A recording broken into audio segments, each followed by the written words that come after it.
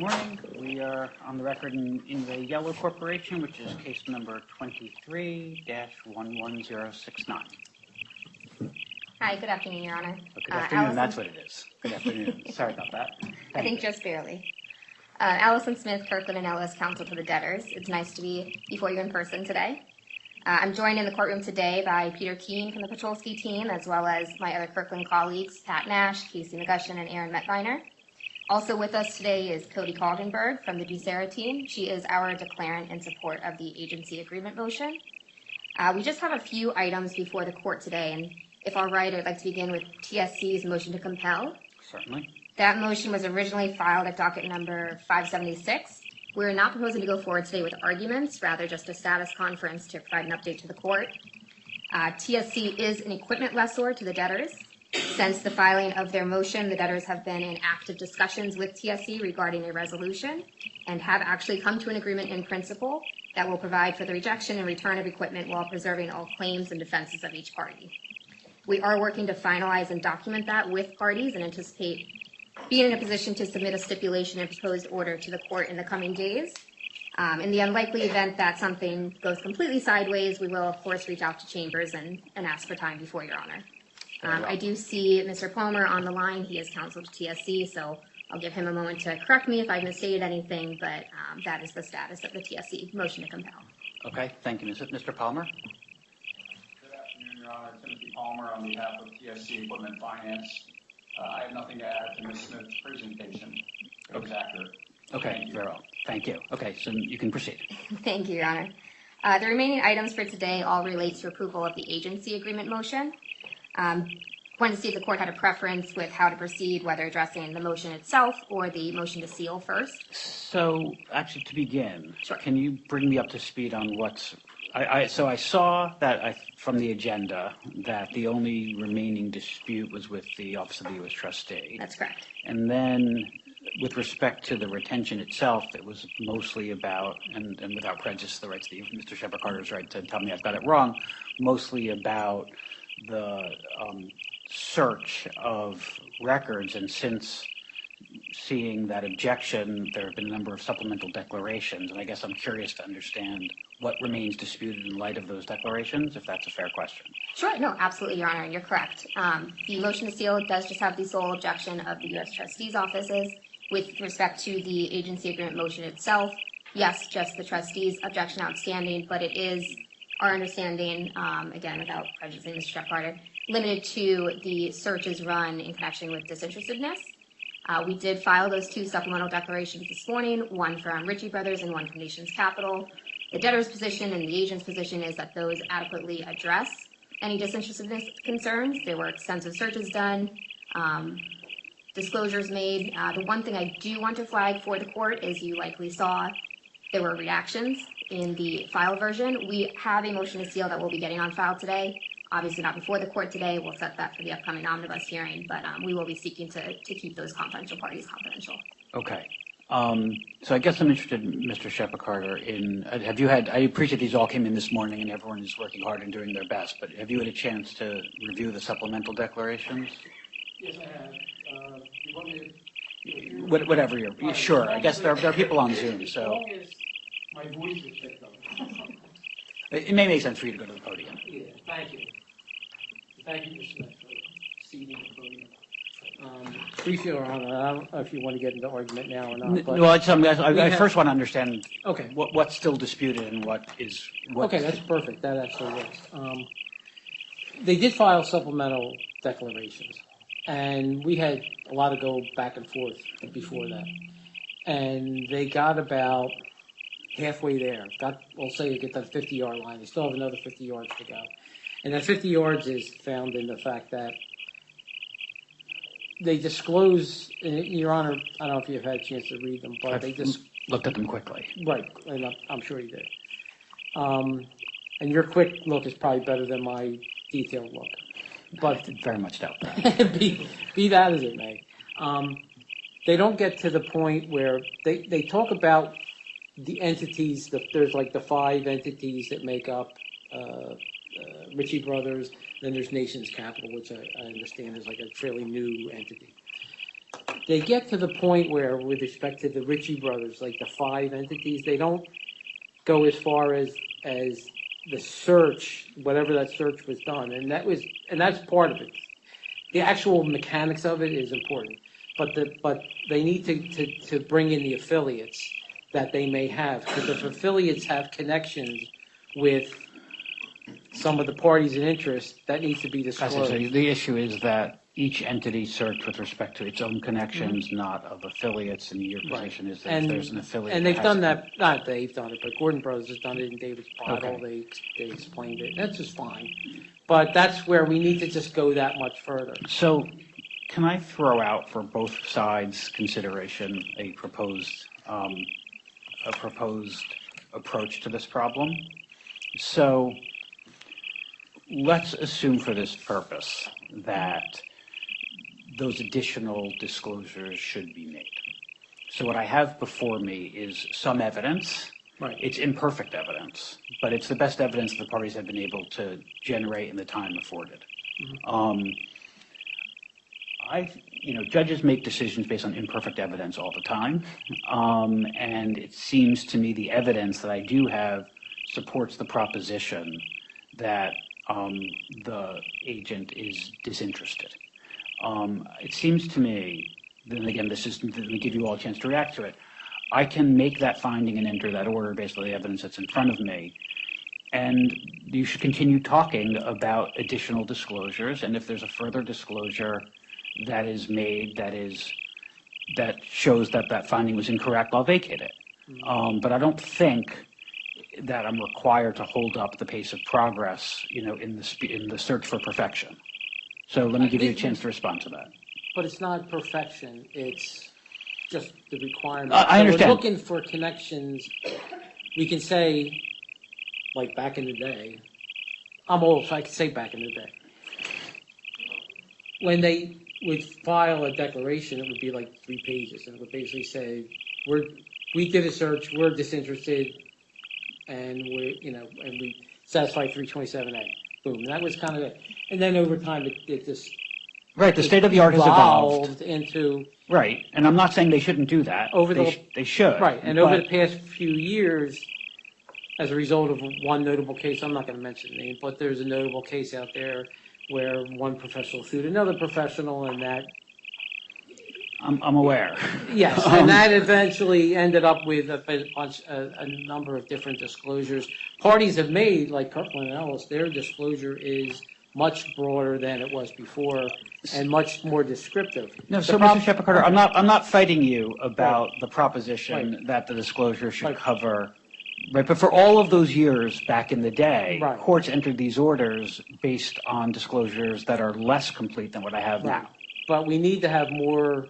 More is not less. More is more, and more is appropriate, because what happens is if there's a connection that results in a conflict, and the party's already been in the case, it causes a great problem. Oh, I understand that. And if the parties, and I'll tell you, if it turns out, based on additional evidence, that we've got an auctioneer that is not disinterested, I'll vacate my order, and the debtor, if they want to go forward, everyone is proceeding at their own peril. Right. But we've gotten an amount of disclosure that's meaningful. Well, Your Honor talked about evidence. The burden of proof is on them. They need to be able to disclose. They need to be able to make all those disclosures, because it's not my job, not even your job, to pull it out of them like a dentist.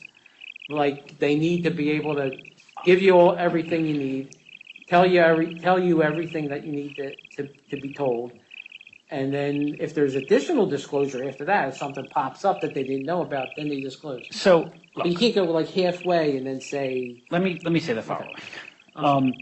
In an ordinary course where there's the luxury of time, what you're describing as how this should go is undoubtedly the best practice. So I'm not encouraging a world in which we do this in a sort of incomplete way, enter an order, and then vacate it if subsequent disclosure, contradicts the finding. I'm not saying that I love doing that. I'm saying that life is sometimes imperfect, and we've got people working in good faith, it seems to me, and that that the record that I do have in front of me, while not as complete as it should be, is meaningful. Right. And that courts will all the time make findings based on the best evidence they have, and so therefore that's how I propose.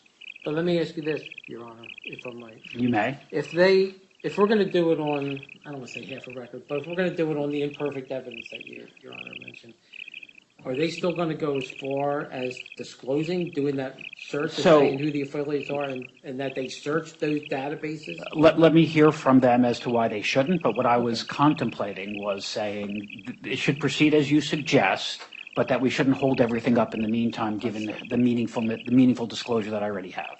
Okay. All right. Ms. Leamy may address that hold up as well, so. Okay. So that might be another issue. That might be a non-starter, but I'll let them. Okay. Ms. Smith? Thank you. Thank you, Your Honor. Mr. Shepard Carter did mention Gordon Brothers. He did raise that with us shortly before the hearing this morning. To our knowledge and what the agent has represented, Gordon Brothers is not involved in these cases.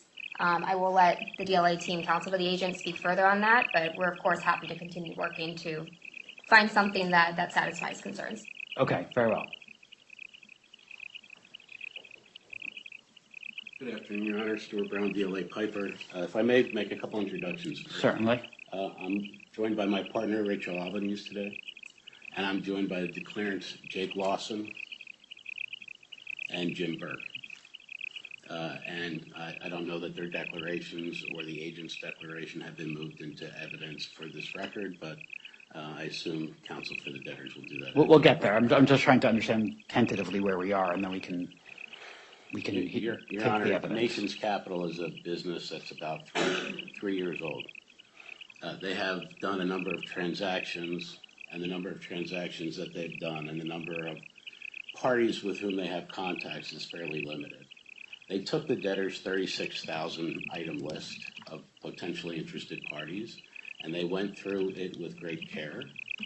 They don't maintain what one would consider to be a database that you can put the names in and it'll spit out a result.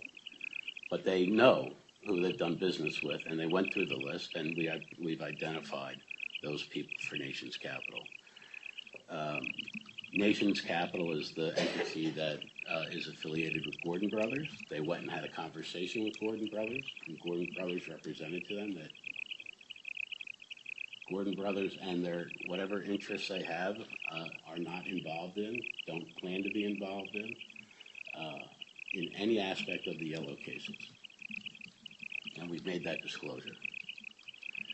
On the Ritchie Brothers side, it doesn't have affiliates. It is itself a public company.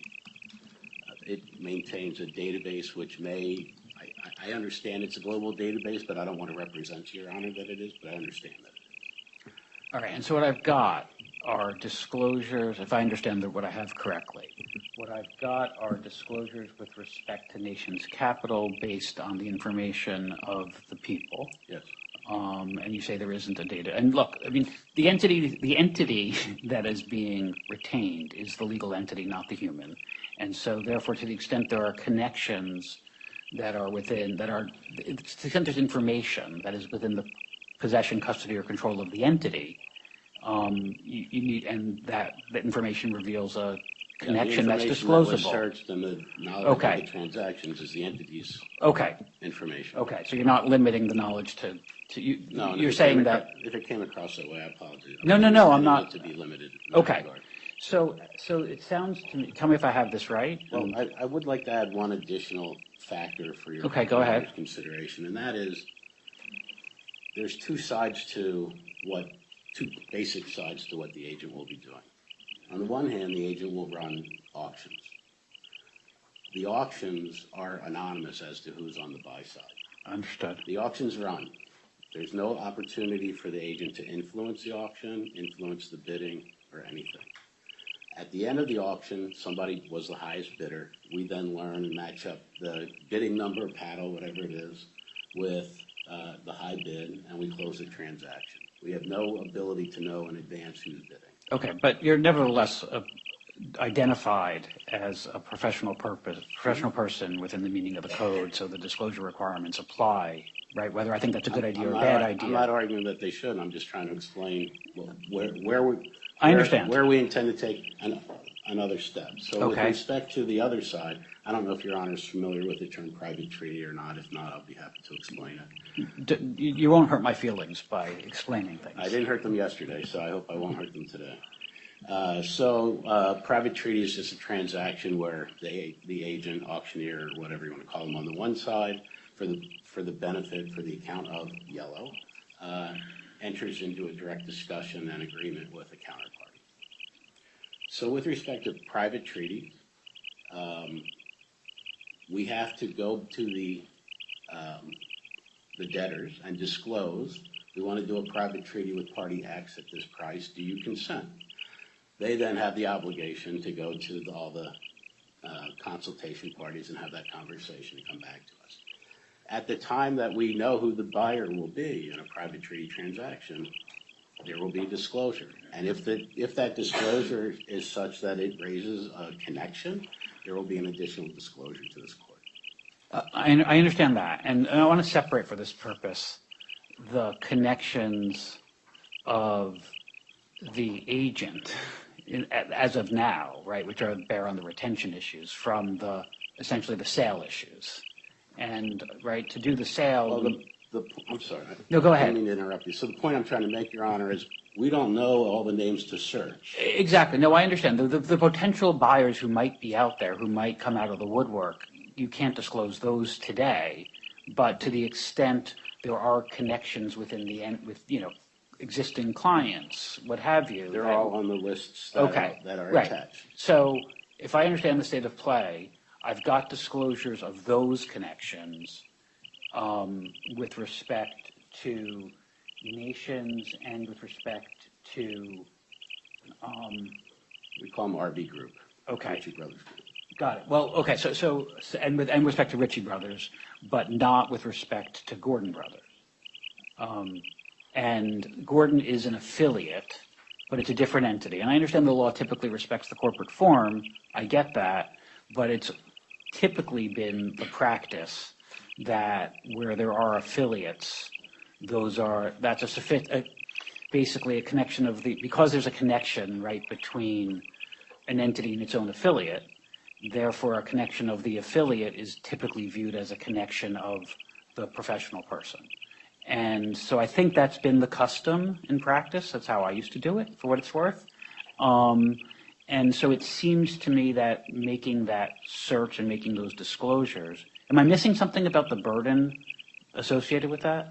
There's 36,000 names on the list. Okay, and you run them through a database and you disclose the hits and do redactions as necessary. I know that's annoying, but sometimes this is annoying. It's extraordinarily burdensome as well, but I understand the court's proposal. I would have to consult with my client, but I believe that it will be acceptable to them, and we will commit to the court and to the Office of the United States Trustee to do that extra work that is being asked or required and get it done. Okay. Mr. Shepard, I know this isn't your first choice, and I think you've told me what your issue with it is, but if you've got issues beyond what you've told me, let me give you that opportunity. Okay, thank you. Again, for the record, Richard Shepard for the United States Trustee. Couple of things. One is, on the Ritchie Brothers end of it, I think I heard counsel say that they didn't have any affiliates. So they should say that in the declaration. Look, we searched what we can search. We don't have affiliates, so we're good. On the other hand, the connection is with Gordon Brothers is that it owns Nations Capital. Nations Capital did its own search, but I think that as an affiliate, Gordon Brothers can do and will do its own search. Now, my preference would be they do it beforehand. I understand your preference. Their preference is, well, their preference is probably not to do it. Correct. Their second preference is that they'll fall back to the position, we'll do it, it's going to take some time. And I think that's probably where we are, sort of where the water's going to... Right. I propose to make everyone a little bit unhappy. That's right. sort of what I do for a living. Yeah. Well, you could be my parents. So. they kind of do the same thing. And I suspect what Mr. Martin was about to say is that to the extent you need him to make a further disclosure about the absence of affiliates, he's happy to make that supplemental disclosure. Right. Right. I'm sorry. I'm sorry. Mr. Brown, apologies. Okay. You can. Oh, sorry.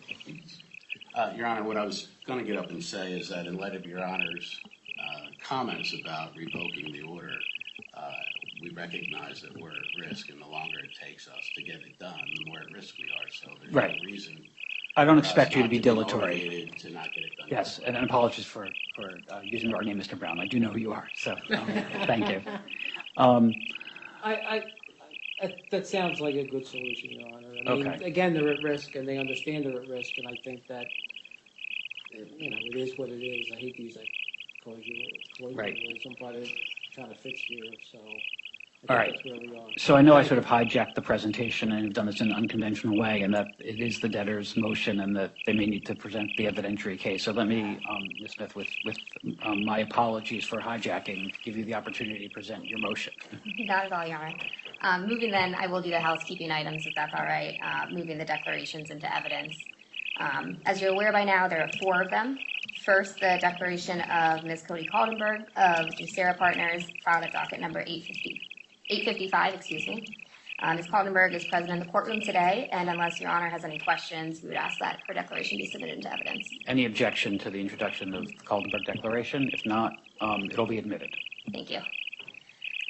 Then we have the 3 declarations from the agent, the original filed at docket 856, and then the 2 supplemental filed this morning at 973 and 974. I did already flag for the court the redaction of the supplemental, and we will work to get that motion to seal on as soon as possible. Unless any questions, we would also ask that those 3 be submitted. Any objections to the introduction to evidence of those declarations? Okay, seeing none, those will be admitted. I take it there's no party that wishes to cross-examine any of the 4 declarants? Okay, seeing none, you can proceed. Thank you, Your Honor. Then, as noted, the only outstanding objection is of the trustee's office. It sounds like we've come to a resolution there. But otherwise, the formal and informal objections and comments received were reflected in the order filed last night. I'm happy to walk through any of those changes. Otherwise, we would just ask that the order be entered. Okay, so I've seen the revisions to the order. I'm satisfied that the relief sought is appropriate. I do think the best practice remains that the complete disclosure should be made beforehand, but I think under the circumstances of this case, I'm satisfied that I can make a finding of disinterestedness and enter the order. That doesn't relieve the need to complete the disclosures. And as I mentioned, if it turns out those disclosures suggest that my finding is incorrect, I'll vacate the finding and the order. But that if parties are agreeable to proceed on that understanding, I don't think we need to hold up the clock while we get to perfection. So with that, I'm prepared to enter the order.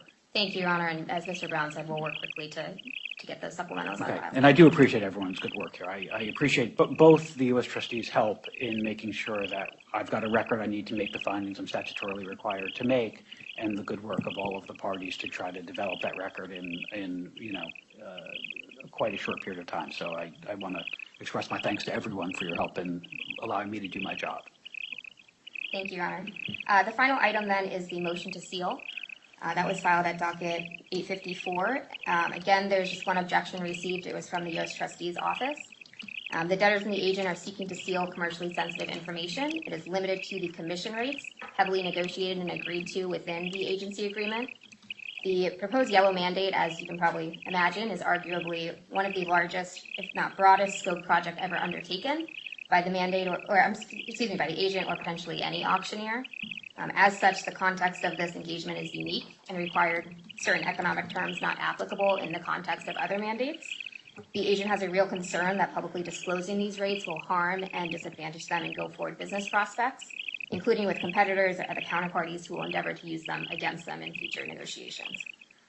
Further, every stakeholder here with an economic stake, the DIP lenders, the pre-petition secured lenders whose priority collateral the rolling stock is, the committee and the largest equity holders, were not only provided the rates, but had active roles in negotiation, and our understanding is are all supportive of the agreement being approved and staying confidential. So respectfully, we would ask that the commission rates remain confidential. So let me offer my reactions to this. So,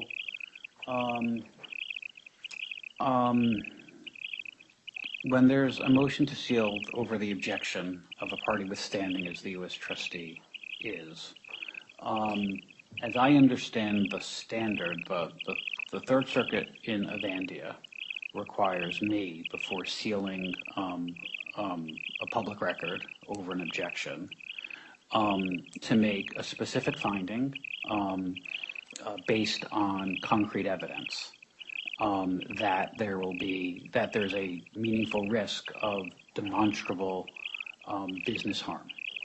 And I understand the statements you just made, but the actual evidentiary record that I have in front of me on this strikes me at the moment. Well, nothing has been admitted. Well, I guess what have you, but I think the evidentiary record on this, I can imagine those facts being true, but it's not clear to me that I have before me today an evidentiary record that meets that standard. So I guess I'd be interested in giving you the opportunity to present evidence that meets the standard that there's a meaningful risk of actual tangible business injury. Sure. Mr. Brown. Thank you, Your Honor. Your Honor, I'd like to consult my client, but my expectation is that the evidence that the client is able to present is mostly speculation. This is a new transaction. It's been on the books and disclosed for a week, a month. So I don't think you need to look, I'm not telling you how to present your case. I don't think the standard requires certainty, but it requires actual evidence. And the speculative is in the eye of the beholder, but I think it needs to be sufficiently concrete that one can say, I understand why under these circumstances there's a serious risk of a harm. I mean, look, the background is that this gets disclosed in every other case, right? And so at the very least, there needs to be a record that explains why this is different. And so I'm not telling you how to present your case. I'm just saying that based on what's in front of me, I think I've got a challenge to make the finding that the law requires me to make in order to seal the information. So may I be permitted a 15-minute recess? Certainly. And before you do, let me first, Mr. Shepard-Carter,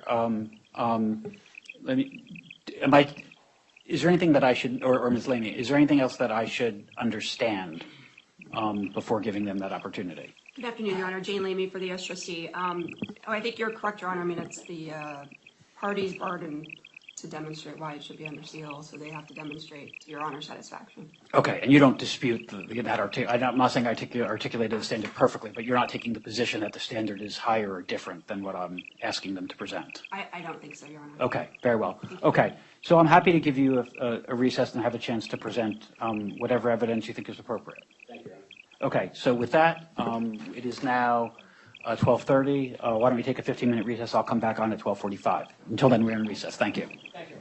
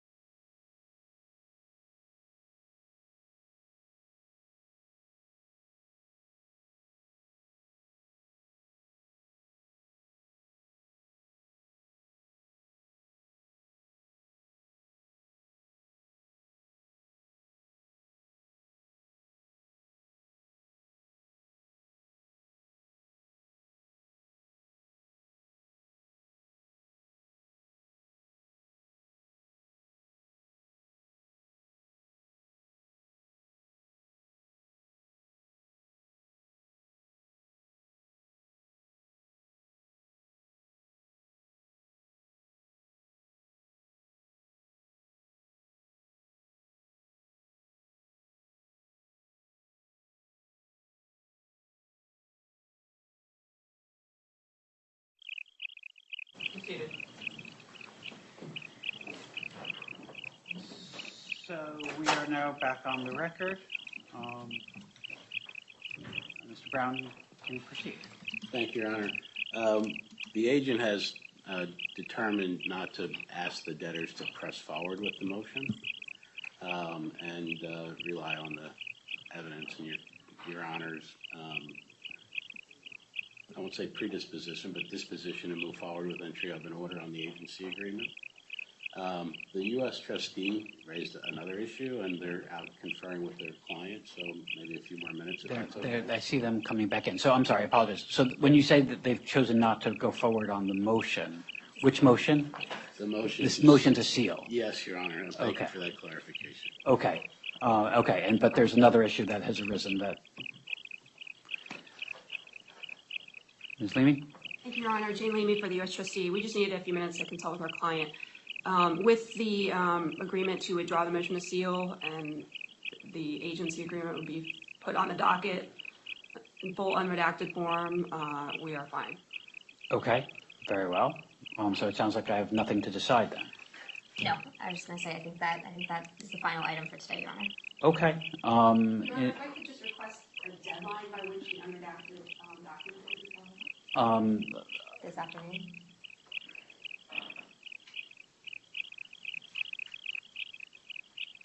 Are you asking about whether it can be done this afternoon? The document exists, right? Yeah, So, I thought you were saying to say something. Sorry. No, I don't see why not. Okay, yes, this afternoon, then, Your Honor. okay. Thank you.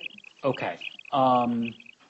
Okay, so then the motion to seal is withdrawn. The motion to authorize the retention of the agent, it will be granted. I take it you'll be able to upload an order to that effect? Yes. Okay. In that event, is there anything else that's on our agenda for today? Nothing else, Your Honor. Okay. While we're here, is there any other way in which the court can be helpful to the parties? No, you've been very helpful. Okay. In that event, let me thank all of you for the helpful presentation. And with that, we're adjourned. Thank you so much. Thank you, Your Honor.